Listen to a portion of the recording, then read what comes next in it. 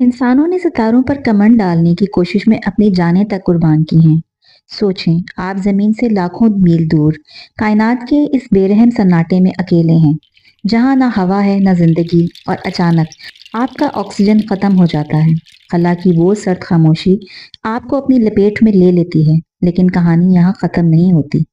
क्या आपने कभी सोचा है कि अगर कोई खलाबाज खला की वुसअतों में मर जाए तो इसकी लाश का क्या बनता है? क्या वो गल सड़ जाती है या एक बर्फीले मुजस्मे की तरह लाखों साल तक खला में भटकती रहती है? आज की वीडियो में हम नासा के इन खुफिया प्रोटोकॉल से पर्दा उठाएंगे, जो बताते हैं कि खला में मौत के बाद इंसानी जिस्म के साथ क्या हौलनाक सलूक होता है। तैयार हो जाइए, क्योंकि ये सच आपके रोंगटे खड़े कर देगा। जमीन पर लाश को कीड़े मकोड़े और बैक्टीरिया खत्म करते हैं, लेकिन खला में ऐसा कुछ नहीं होता। मुंजमद हालत खला का दर्जा हरारत इंतहाई सर्द -डिग्री सेंटीग्रेड तक होता है।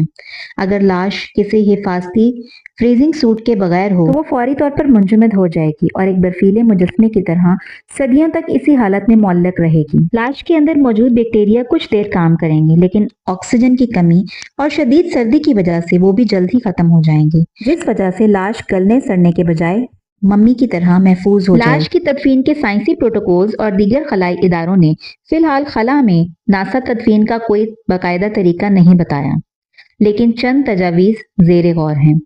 अगर कोई खलाबाज खला में मर जाए तो लाश को एक एयर टाइट बॉडी बैग में रखकर स्टेशन के सर्द तरीन हिस्से में महफूज कर दिया जाता है, जब तक कि इसे जमीन पर वापस लाने का इंतजाम ना हो जाए। एक तरीका ये भी तजवीज किया गया है कि लाश को खला की सर्दी में रखकर फ्रीज किया जाए और फिर उसे वाइब्रेशन के जरिए बारीक ज़रात में बदल दिया जाए, जिसे एक छोटे बॉक्स में महफूज किया जा सकता है। क्या लाश खला में तैरती रहेगी?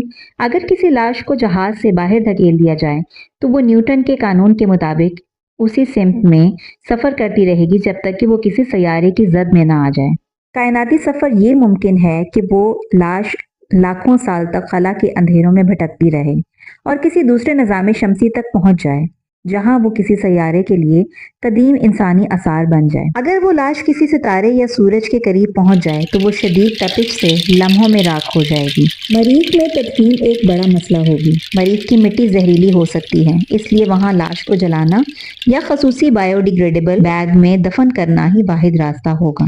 खला में मरना इंसानी वजूद की बेबसी की सबसे बड़ी अलामत है। कायनात की ये बेपनाह वसअतें जहाँ जिंदगी के लिए कोई जगह नहीं छोड़ती, वहीं वो हकीकत है जो हमें याद दिलाती है कि हम कायनात के इस अजीम समंदर में कितने छोटे और आर्जी हैं। शायद यही वजह है कि हम आज भी सितारों को देखकर जितना तजस्सुस महसूस करते हैं, उतना ही खौफ भी।